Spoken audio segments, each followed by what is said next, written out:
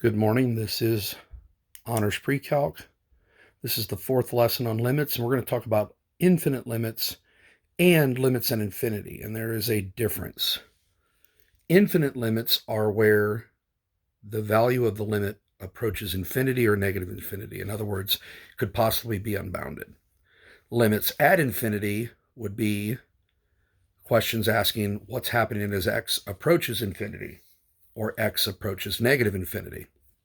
Just some examples of what we're talking about here. If I have 4 over x minus 2, and feel free to pause the video and graph this on your calculators, and what you're going to see at x equals 2, since the bottom equals 0 there's going to be an asymptote. Now we know from previous lessons that if you have an asymptote, what happens on each side of the asymptote is the function either approaches infinity or negative infinity. And if you look at the graph, the limit as x approaches 2 from the right-hand side. Take a look at it. On the right-hand side, what's the graph doing? It's going up to infinity, so the limit is infinity. Now, when we talk about one-sided limits, you can say infinity. You do not have to say it does not exist. You do not have to say it's unbounded. With one-sided limits, that limit does go to infinity as x approaches 2 from the negative side. Take a look. Approach 2 from the negative side. What's this graph doing? It's going down to negative infinity. So the limit from the right is infinity. The limit from the left is negative infinity. Now, what do I say about the two-sided limit? The two-sided limit as x approaches 2. Well, since the left-hand side is infinity and the right-hand side is negative infinity, they're not the same. So I can't say here that it's infinity. I can't say here that it's negative infinity. The best I can do is say this function, this limit I should say, does not exist because it's unbounded. It involved infinities again. Don't say left-hand limit does not equal right-hand limit.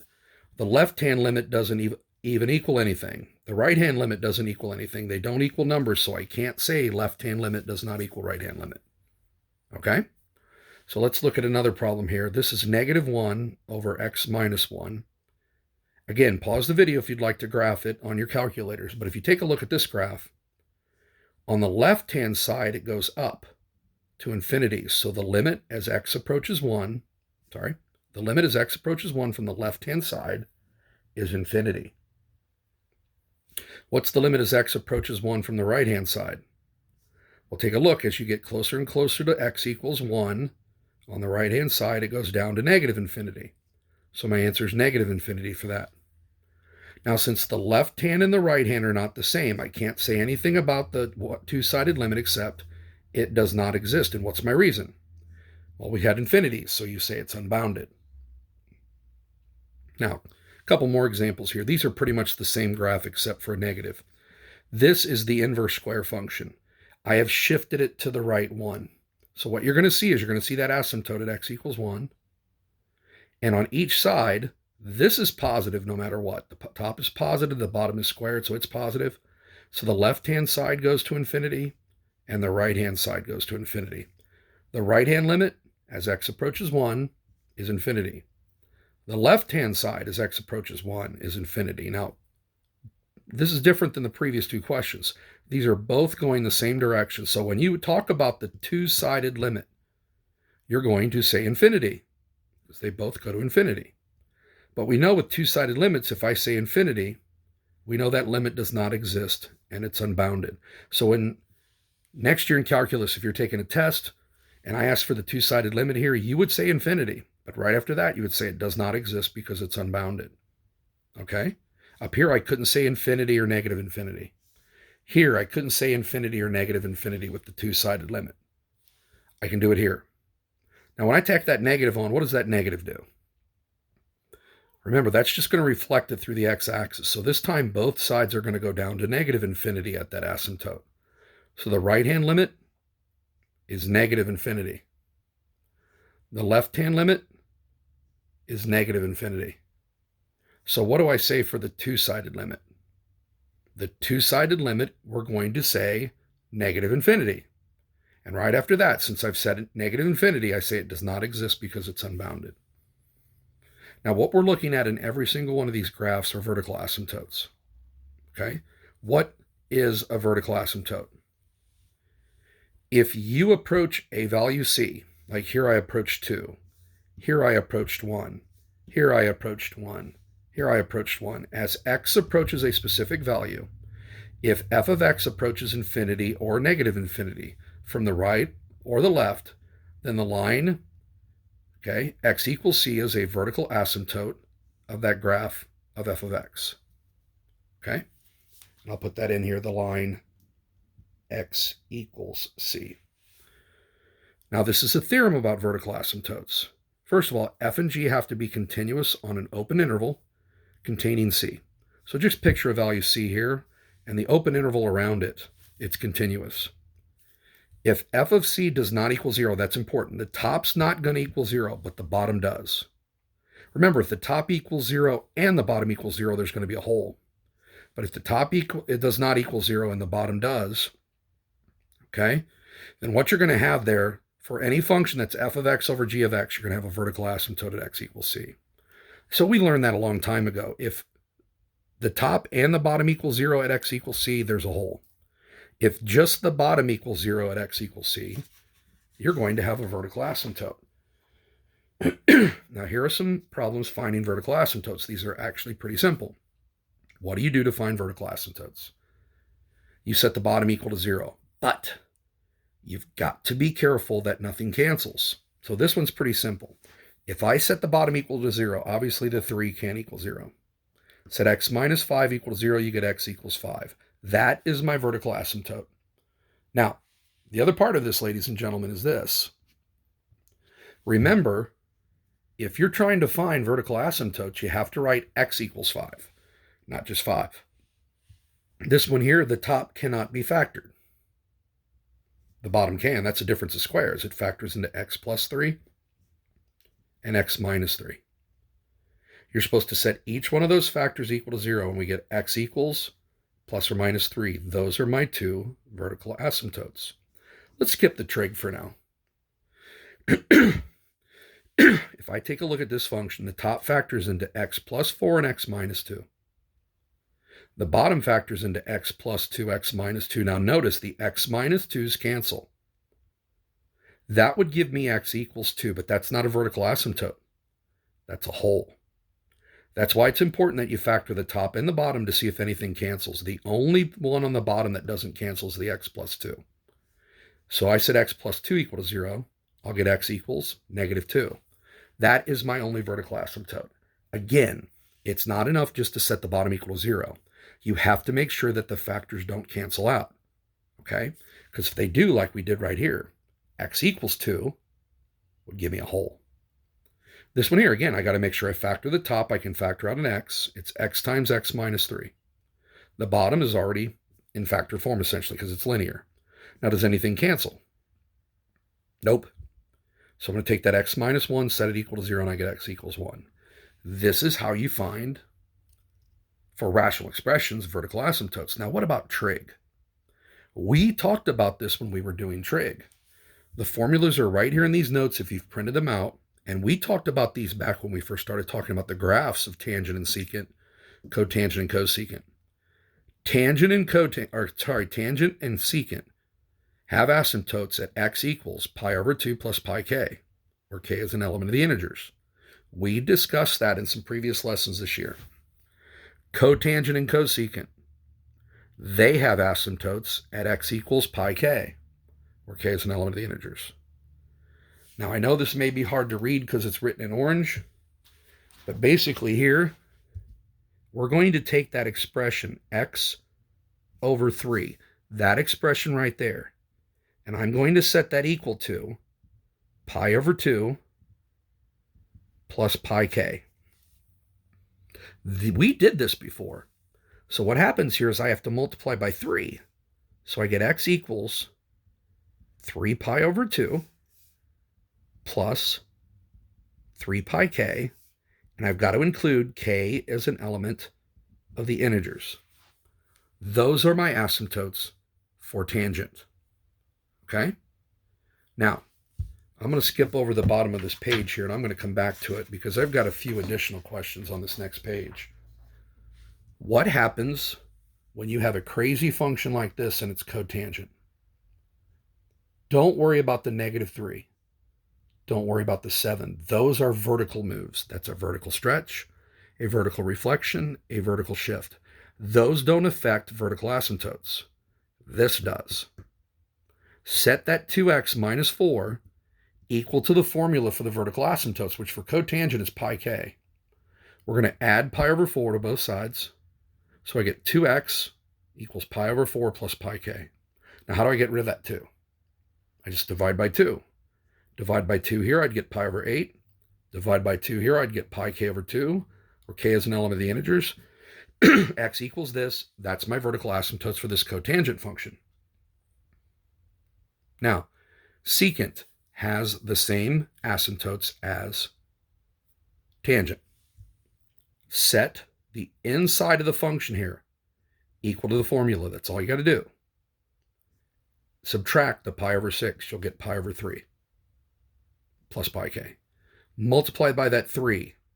You'll get x equals pi plus 3 pi k, where k is an element of the integers. This should look familiar. We have done this before. Now, this next one, I added a little bit of a twist. And we have done this before as well, so pay close attention. The 4x minus pi, we have to set that equal to the asymptotes for cosecant, which is pi k. Now, if you remember, if I add pi to both sides, a multiple of pi plus another multiple of pi, that's just a multiple of pi. That's why it looks like that pi disappeared, but it didn't.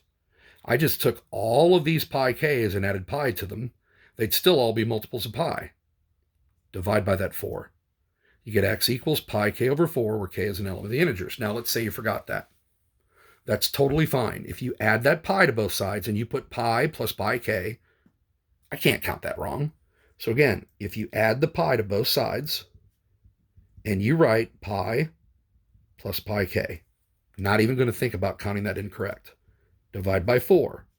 You would get pi over 4 plus multiples of pi over 4, which again, I'm hoping makes sense because that's the same as having multiples of pi over 4. Have to be able to do the trig problems as well. Okay? Excuse me. Now we're going to go back to the bottom of the previous page. Everybody turn back to the problems on the previous page. Okay? Some properties for infinite limits. These are properties for limits anyway. If you add functions, you can add their limits. If you subtract functions, you can subtract their limits. Well, if you take f of x approaching infinity and g of x approaches L, well, what's infinity plus L? Well, that's infinity. What's infinity minus L? Well, that's infinity. What's infinity times L? Well, it's infinity if L is greater than 0. It's negative infinity if L is less than 0. And this is the one that drives people insane. If you put L over infinity, what is that? Well, think about it. If you let the bottom get bigger and bigger and bigger and bigger, that fraction is going to get smaller and smaller and smaller and smaller. So it's going to approach 0. Okay? So a couple things I want to make sure that you understand here about limits. If you take the limit as x approaches 0 of 1 over x, okay? And I've already got it written here, but I want to explain it a little bit here. If you approach 0 from the positive side, those are positive numbers approaching 0. So picture the bottom getting smaller and smaller and smaller and smaller. If a fraction gets smaller on the bottom, then the overall fraction gets bigger. And you can try it on your calculators. Keep plugging in 1 over a smaller number, 1 over a smaller number. You're going to see the numbers get bigger and they will approach infinity. This is what we say approaching at 0 through positive numbers. This is a positive 0. Now, if I say the same thing, x approaches 0 from the negative side. These are negative numbers approaching 0. So the bottom's a negative number.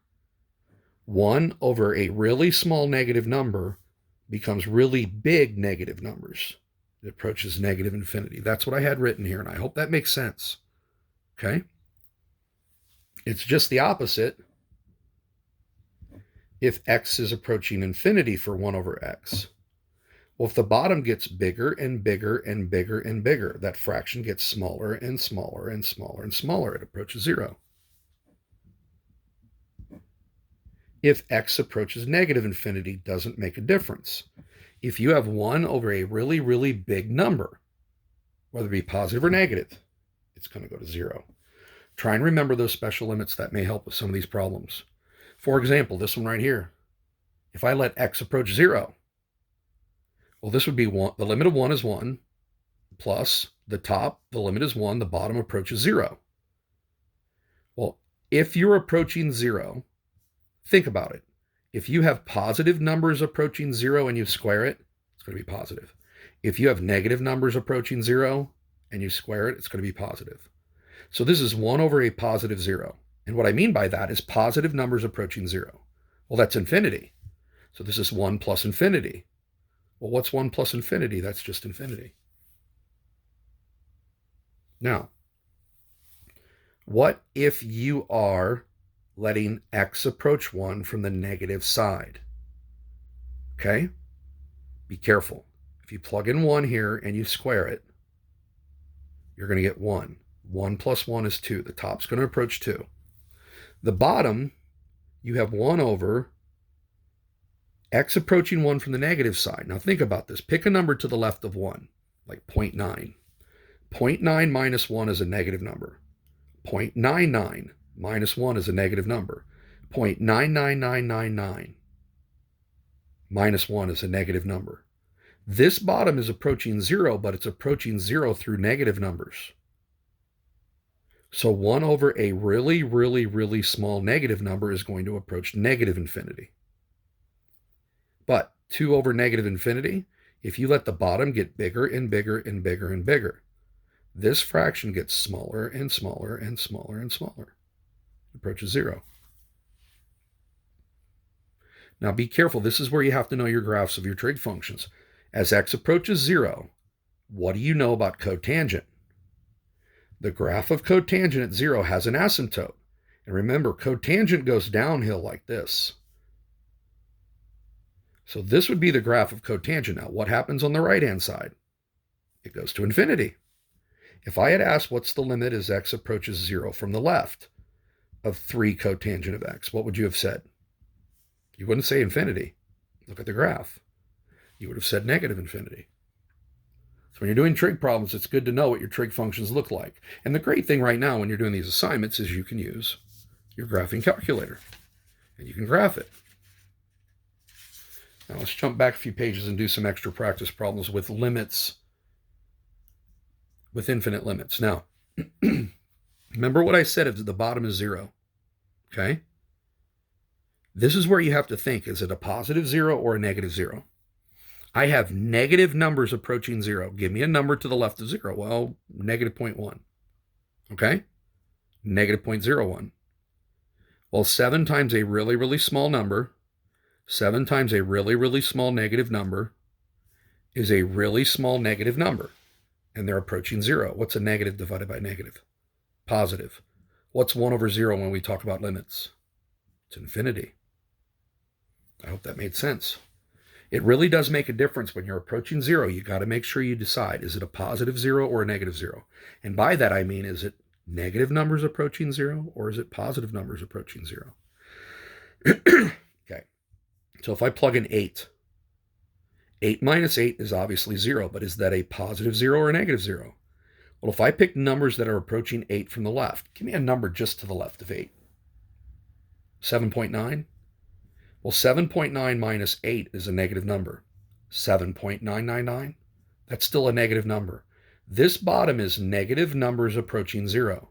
What's a positive divided by a negative number? It's negative. What's 5 over 0? With respect to limits, that's infinity. So my answer is negative infinity. Same thing here. If I let x approach 8, 8 minus 8 is 0. Was that a positive 0 or a negative 0? Doesn't matter, because when I square it, it comes out positive. This is 6 over a positive 0. That's positive infinity. Now remember, up here, this was a one-sided limit. This was a one-sided limit. This one's not a one-sided limit. I have to say after infinity that it does not exist. This two-sided limit does not exist because it's unbounded. Okay? Don't have to say this with one-sided limits. Now, this can work the same for roots. If you let x approach positive 0, 0 from the right, that's a positive 0. A positive number to the 1/7 is a positive number. So 0 to the 1/7, these are going to be positive numbers approaching 0. 7 times positive numbers approaching 0 are positive numbers approaching 0. What's a negative divided by positive? Negative. 8 over 0, infinity. So this is negative infinity. It's different if x approaches 0 from the negative side. A negative number to the 1/7 is negative. 0 to the 1/7 is 0. So these are negative numbers approaching 0. What's 7 times a really, really small negative number? A really, really small negative number. What's a negative divided by negative? It's positive. What's 8 over numbers approaching 0? It's positive infinity. Okay? Now, again, you gotta know your graphs of trig. If you don't know, guess what? Punch it in your calculator. At 5 pi over 2, x equals pi over 2 plus pi k. If I add pi k a couple of times, I get 5 pi over 2. There's an asymptote there. Now, what's happening with the graph of tangent? With the graph of tangent, tangent goes uphill. So when it reaches an asymptote, on the left-hand side, it should be going up to infinity. So the answer here is infinity. Okay? I hope this is working. Hope this is making sense in your head. Let's do a few problems here that might make you think. If I plug in 4, positive numbers approaching 4. Well, 4 squared is 16. 16 minus 16 is 0. But remember, I'm plugging in numbers that are just a little bit bigger than 4, like 4.1. 4.1 squared minus 16 would be a number a little bit bigger than 16. These are positive numbers approaching 0. And a negative divided by a positive is negative. 2 divided by 0 is negative infinity. It would be no different if I approach 4 from the negative side. Give me a number, okay, that's less than 4. 3.9. Well, 3.9 squared is a number that's a little bit less than 16. So this 0 is a negative 0. What's a negative divided by a negative? Positive. What's 2 divided by 0? Positive infinity. Okay? There are asymptotes at x equals 4. If you were to factor this, you would get x minus 4x plus 4. There is an asymptote at 4. So on the left-hand side, it approaches infinity. On the right-hand side, it approaches negative infinity. Graph it. Check it out. You'll see exactly what I'm talking about. There's an asymptote at negative 4 as well. Well, give me a number to the right of negative 4. Negative 3.9. Negative 3.9 squared is a number less than 16. So if I take something less than 16 minus 16, I'm going to get a number that's a little less than 0. That's a negative number. Negative divided by negative is positive. 2 over 0 is infinity. Graph it. You're going to see at negative 4 on the right-hand side. It does go to infinity. Okay?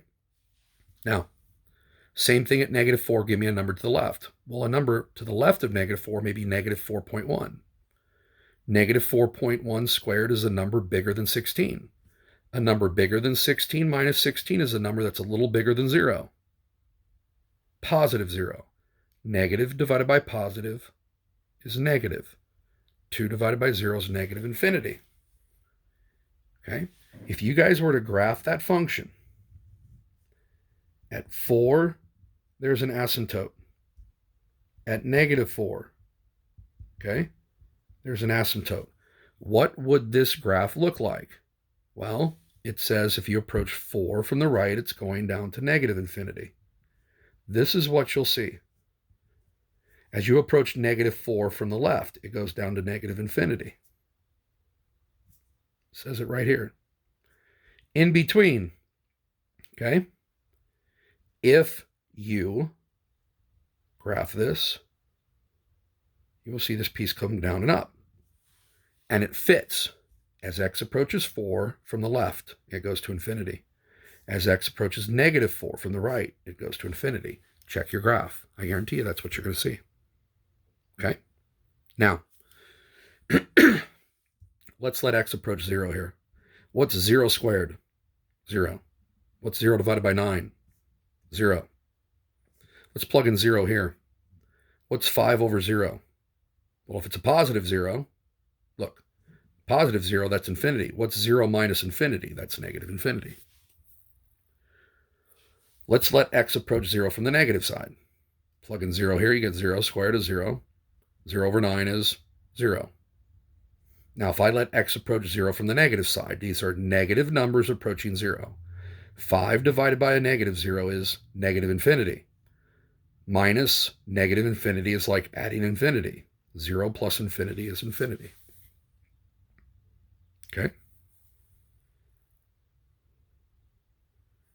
Now, sorry about my clutter here, but essentially what I did here was I made common denominators. And it's hard to tell. I multiplied this fraction by x top and bottom. I multiplied by x here, and I multiplied by x here. This fraction I multiplied by 9 top and bottom. So I got x cubed minus 45 over 9x. Now, when I plugged in the cube root of 45, the cube root of 45 cubed is 45. 45 minus 45 is 0. The top is 0. The bottom is just a regular number. 9, cube root of 45 is just a number, and 0 over a number is 0. Now, what if I approached 45? Guys, remember, if you're going to figure out a limit, just plug in the number. If you plug in 45, you get 45 squared over 9 minus 5 over 45. You can literally do this on your calculator. That's not a hard limit to do at all. Okay? All right, now, we've done limits that are infinite limits. Now, it's different to talk about limits at infinity. We've actually discussed this, especially with rational expressions. What is the limit as x approaches negative infinity? Does it actually approach something? What's the limit as x approaches infinity? Does that actually approach something? And guess what? If it does, if the limit approaches L on the left or the limit approaches L on the right, you have a horizontal asymptote. We definitely talked about those a lot with rational expressions previously in the year before Christmas. Now, talked about this on a previous page. If you let x approach infinity, a number over infinity is 0. Okay? A number over negative infinity, still 0. Okay? Keep that in mind when we're doing these problems on these next couple pages. Now, these are the guidelines for rational expressions, and I hope you guys remember them. If the degree of the top is less than the degree of the bottom, the limit's 0. I'm going to show you some of those. If the degree of the top is equal to the degree of the bottom, the limit is the ratio of the leading coefficients. If the degree of the top is greater than the degree of the bottom, then that limit does not exist. Your limit's probably, in most cases, in fact, every case with rational expressions, it's going to go to infinity. Okay? Now, I know this page looks a little cluttered. I'm going to try and zoom in on some specific questions. Okay? So you can see what's going on, and I want you to take shortcuts if you can. Okay? This first problem here, the degree of the top is 1. The degree of the bottom is 1. So all you're going to do is look at these leading coefficients. What's 3x divided by 6x? That's 3 over 6. It's 1/2. Now, we discussed this earlier in the year. If the limit exists at infinity, you have a horizontal asymptote. Y equals 1/2 is the horizontal asymptote. Now, this will be easy on your assignments just to do that. Now, this is why it works. If you divide every single term by that highest power of x, so I'm going to divide every term by x, I get 3 minus 5 over x. That reduces to 6 plus 4 over x. Now, what do I get if I let it go to infinity? What's 5 over infinity? Well, it's 0. What's 4 over infinity? Well, that's 0. So I end up with the same thing anyway. Okay? This one right here, really easy. the degree of the top is less than the degree of the bottom. So what does this go to? It goes to 0. If the degree of the top on a rational expression is less than the degree on the bottom, doesn't matter if it's infinity or negative infinity, this goes to 0. So it has a horizontal asymptote, y equals 0. And remember, you can take that shortcut. So if I let x approach infinity, what's the biggest power of x in this entire problem? It's x squared. So divide everything by x squared. You get x over x squared, which reduces to 1 over x. X squared over x squared reduces to 1. Sorry, that's a plus. 1 over x squared. Now remember, if I let x approach infinity, 1 over infinity is 0. 1 plus 1 over infinity squared is 0. This would end up being 0 over 1, which is 0. So the rules do work. Now, do you have to go through all that work? Not for these assignments. You may have to next year, though. Okay, let's look at another few problems here. What's the degree of the top? The degree of the top is x squared. It's 2. The degree of the bottom is 1. This limit does not exist. Now, here's the thing. With a rational expression, it's either going to go to infinity or it's going to go to negative infinity. Now, here's the quickest, easiest way to figure that out. Just look at the leading terms. What's 3x squared divided by 6x? That reduces to 1/2 x, or x over 2. Now, 1/2 x is basically just a diagonal line like this. Well, what's happening to that diagonal line as x approaches infinity? What's 1/2 times infinity? It's infinity. On the right-hand side of this function, it goes to infinity. Now, I can prove that another way. Divide everything by the highest power of x, which is x squared. If you divide the first term by x squared, you get 3. Then it's minus 5 over x squared. This reduces to 6 over x. This is 4 over x squared. Now remember, everything that has an x on the bottom, if you're going to infinity, is going to go to 0. So I get 3 minus 0 over 0 plus 0. So I get 3 over a positive 0. How do I know it's a positive 0? Positive infinity, positive 0. Positive infinity, it's a positive 0. These are going to 0 from the positive side. What's 3 over a positive 0? It's infinity. Now that's a lot of work in the green there, when I could just use the leading terms. The leading terms can do it for you every time. So like right here, the degree of the top is bigger than the degree of the bottom. This limit does not exist. Okay? It's either going to be infinity or negative infinity. Well, which one is it? What's x cubed divided by x? It's x squared. Plug in infinity. What's infinity squared? It's infinity. Rational expressions like this can be pretty simple. Okay? Look, the degree of the top is smaller than the degree of the bottom. That means this is going to go to 0. Didn't have to do any work. I know the horizontal asymptote is y equals 0. And here in the black is all the work you'd need. You'd have to divide everything by x squared. I'd get 3 over x minus 5 over x squared, 6, because those x squareds would cancel, 4 over x squared. All of the terms with x squareds would go to 0. So I got 0 minus 0 is 0. 6 plus 0 is 6. 0 over 6 is, guess what? 0. Now, the degree of the top here is equal to the degree of the bottom here. So all you have to do, again, is look at those leading coefficients.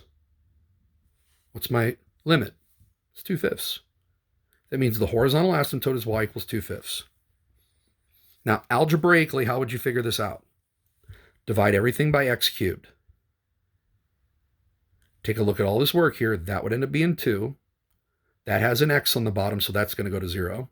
That reduces to 5. That ends up with an x on the bottom. It's going to go to 0. That ends up with an x on the bottom. It's going to go to 0. So I got 2 plus 0, 5 plus 0 plus 0. That's 2/5. Wow, this really works.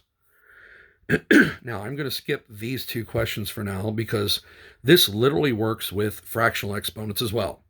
You just got to be careful with fractional exponents if it's actually defined, because this is a square root. Square roots don't exist at negative infinity. Okay? Cube roots do. Square roots do not. Okay? So look here, the degree of the top, and I'm using the degree of the top loosely because technically it's not a rational expression. It's not a polynomial. But look, the exponent on the top equals the exponent on the bottom. Those are the two biggest exponents. Divide their leading coefficients. Negative 2 over 3 is my limit. And this would have a horizontal asymptote. Y equals negative 2/3. That function would have a horizontal asymptote. Now, this is the trick on this problem because that has square roots. If I wanted to go to negative infinity, okay, this is negative infinity. That limit does not exist. That function doesn't even exist at negative infinity. I can't plug in negative numbers because that's a square root.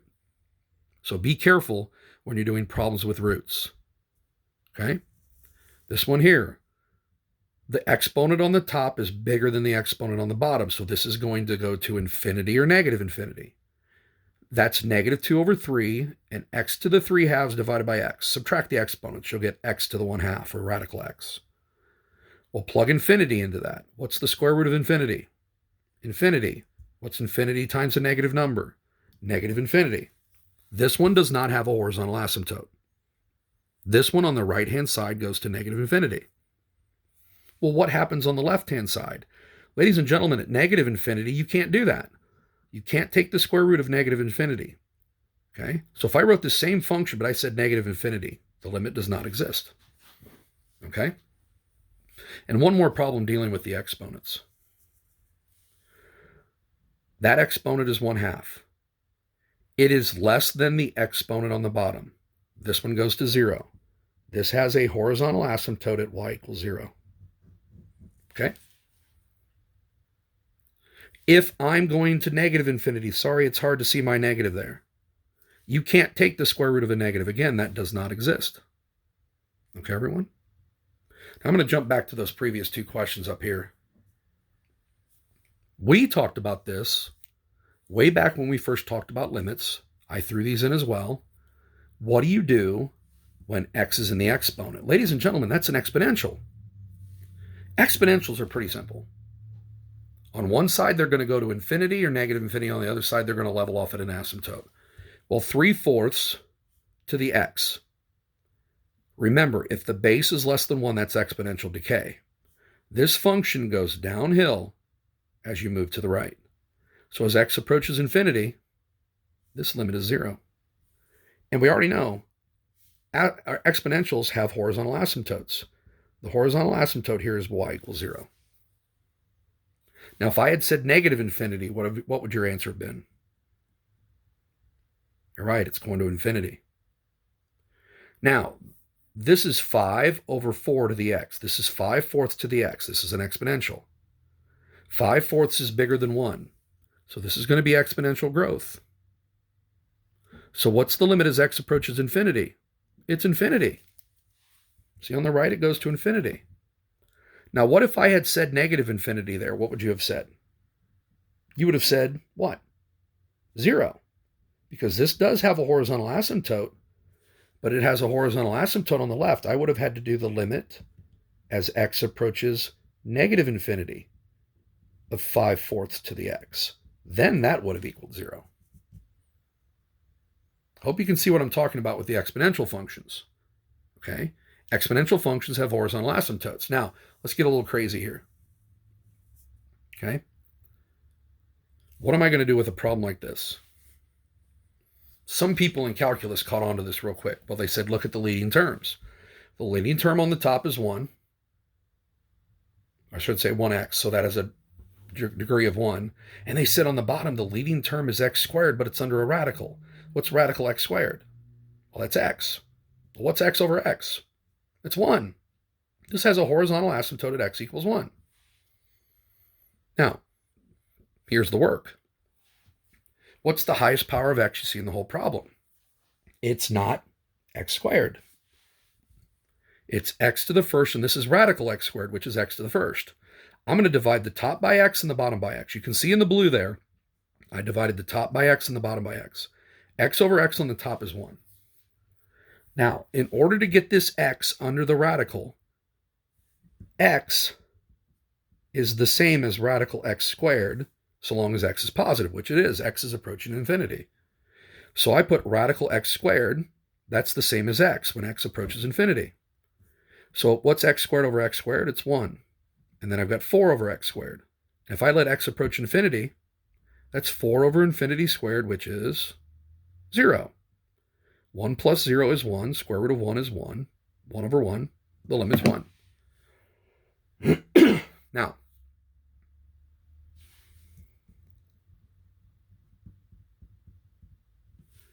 I hate to say this. This doesn't work the same way if I let x approach negative infinity. Now, here's why. If x approaches infinity, that top is positive, the bottom is positive no matter what because of the square, the 4, and the radical. So this is definitely a positive over a positive. But when you look at this problem over here, it's the same exact function, except if you let x approach negative infinity, the top is negative, the bottom's positive. So the answer to this problem can't be a positive number, okay? So when you say it's x over radical x squared, it's x over x, it's going to approach 1. That's not true. When you divide the top by x, you're dividing by a negative number. When you divide the bottom by radical x squared is a positive number. So I tack on that negative on the bottom to balance things out. Remember, x is approaching negative infinity. So that x is negative. Radical x squared is positive. You're not dividing by the same thing. So I got to throw in a negative somewhere. So the work is all the same, but there's this negative out front. So my answer is going to be negative 1. So if you approach infinity, the horizontal asymptote is y equals 1. If you approach negative infinity, the horizontal asymptote is y equals negative 1. Graph that function and check it out. You'll see exactly what I'm talking about. Those radical problems can be a little bit tricky, okay?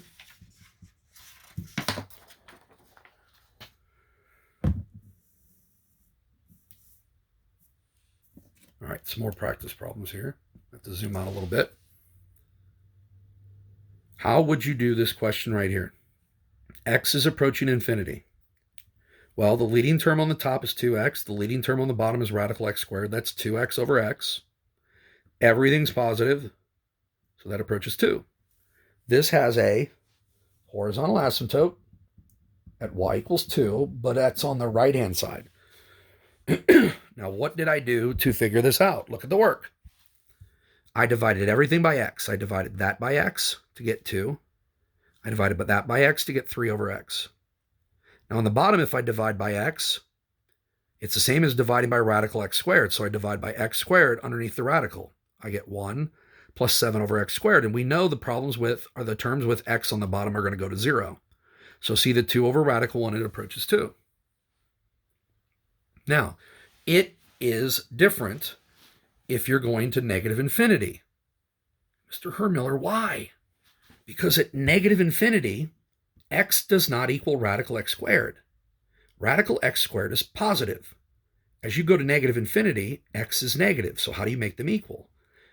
X at negative infinity would equal negative radical x. So I got to tack on a negative. Otherwise, all the work is exactly the same, and I end up with negative 2. So again, on the right-hand side, I have a horizontal asymptote at y equals negative 2. So on one side, it approaches 2 on the right. The other side on the left, it approaches negative 2. Okay? Now, I love this next question because it can really mess people up. Because what they think is this is infinity squared, which is infinity, plus 3 times infinity, which is infinity. Radical infinity is infinity. Infinity minus infinity, well, that must be 0. Wrong. Infinity minus infinity is an indeterminate form. Okay? Why? Well, ladies and gentlemen, x cubed goes to infinity. X squared goes to infinity. But you know that goes to infinity a lot faster than this. If you're at 100, okay, that's 1,000,000 minus 10,000. The bigger you get, this gets bigger faster. Infinity minus infinity is not 0. Okay, everyone? Sometimes infinity minus infinity can be infinity. Watch, infinity minus infinity here is going to be 3 halves. How? Radicals. Remember what we did in the previous lessons. Multiply by the conjugate. Radical minus x, so I'm going to put radical plus x, top and bottom. The bottom's just going to be that conjugate. What do I get on the top? Radical times radical is what's underneath the radical. X squared minus 3x. Minus x times positive x is negative x squared. Okay? The x squareds cancel. I get 3x over radical x squared plus 3x plus x. And now we're going to divide by the biggest power of x. I'm going to divide here by x. I'm I'm going to divide there by x. And if I divide by x here, I'm going to divide by radical x squared. So on the top, I get 3. On the bottom, I get 1 plus 3 over x plus 1. The 3 over x is going to go to 0. So this is 3 over radical 1 plus 0 plus 1. That's 3 over 2. Infinity minus infinity is not 0. Try and keep that in mind. Okay? Subtrig limits. These actually get easier than you think. You have to remember these are different than the limits we did at 0. The limit as x approaches infinity of sine of x over x is 0. What? I showed this before with the squeeze theorem.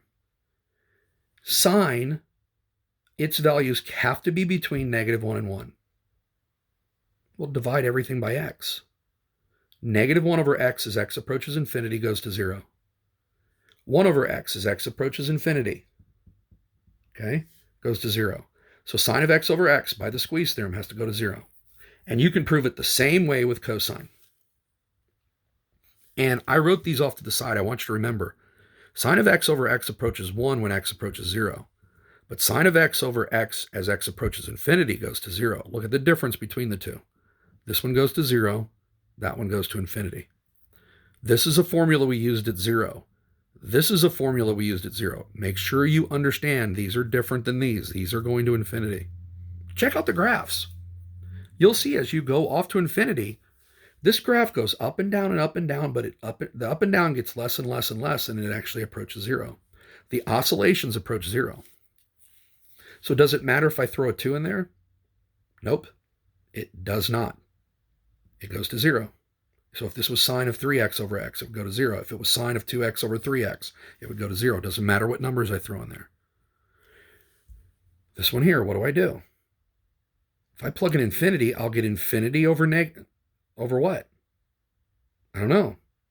Well, let's figure this out. I'm going to divide everything by x. Okay? If I divide the top by x, I get 1. If I divide this by 3x, I get 3x over x, which approaches 0. If I divide this by x, I get cosine of x over x, which approaches 0. Now, is this a positive 0 or a negative 0? Because 0 minus 0 is 0. This is easy. This is easy. Cosine is never bigger than 1. It is between -1 and 1. So what's 3 minus 1? Positive. What's 3 minus -1? Positive. What's 3 minus any value of cosine? It's a positive 0. It's kind of tricky, huh? 1 over a positive 0. This goes to infinity. This one here. Go to infinity. What's 1 over infinity? 0. What's sine of 0? 0. Simple, huh? This one, you can split it into 2 fractions. What's x over x? Well, that goes to 1. What's sine of x over x? Well, as x goes to infinity, that goes to 0. So 1 minus 0 is 1. So you're going to have to watch out for some of these infinite limits for these trig functions as well. Okay? Again, let's look at some problems, and I want you to make sure you understand this. If your degree of the top is bigger than the degree of the bottom, don't go through all that work. Reduce this. 2x squared over x is 2x. 2x is a diagonal line. What happens at infinity? Well, it goes to infinity. What's 2 times infinity? That's infinity. Same thing here. What's 2x cubed over x? That's 2x squared. 2x squared, the graph looks like this. What's happening over here? It goes to infinity. What's 2 times infinity squared? Infinity. Okay? So looking at the graph or plugging in the numbers, either way it works. Okay? Just a few more practice problems. Hopefully these will go fast. Okay? X approaches infinity of f of x. Well, what's 7 over infinity? 0. 0 minus 12? Negative 12. Well, what do I do if it's negative infinity? 7 over negative infinity is 0. 0 minus 12? Negative 12. Pretty simple. What about this one? I told you the numbers don't matter. Sine of x over x, as x approaches infinity, that's going to go to 0. Okay? Look at this crazy question. It's got sine and cosine. Right away, I'm thinking if I had sine of whatever t over t, it would be great. So let's divide everything by t. Divide 7 over t. 4t over t is 4. Sine of 8t over t. 7t over t is 7. Cosine of 8t over t. Those two will go to 0. That's what we said on the previous page. 7 over t is going to go to 0. So I get 0 minus 4 plus 0 over 7 plus 0. This goes to negative 4/7. Pretty cool, huh? If you see sine or cosine, just divide everything by that variable. If you have radicals, don't let that radical bother you. Okay? What's the degree of the top? 2. What's the degree of the bottom? 1. This inside function would go to 16 over 1. And what's the fourth root of 16 over 1? It's 2. Yes, that does work. Graph it. You'll see the same thing. Fractional exponents. What's the bigger fractional exponent here? The 9th root or the 3rd root? 3rd root's the bigger one. So that's the leading term on the top. This is the leading term on the bottom. Okay? They're exactly the same. Reduce it. You'll get 1/2. That works. Same thing here if I'm going to positive infinity. Yes, that is a positive. Okay? It's the same thing. Degree of the top, and I use the term degree loosely. Exponent on the top is 1/3. Exponent on the top bottom is 1/3. Reduce that. You'll get 1/2. It works. Now, as x goes to infinity here, what's the degree of the top? Square root of this is 2x squared. This is 5x squared. So what did I do? I took 2x squared over 5x squared. That reduces to 2/5. Okay? Over here, if I went to negative infinity, it wouldn't matter because this would be positive and this would be positive. The negatives are going to cancel out anyway. This would be 2x squared over 5x squared. That reduces to 2/5. The work is at the bottom. The square root of x to the 4th is the same as x squared, so I divided everything under the radical by x to the 4th. I divide everything on the bottom by x squared. I get 4 plus 3 over x to the 4th, which is going to go to 0. I get 5 plus 3 over x squared, which is going to go to 0. What's square root of 4? 2/5. It works.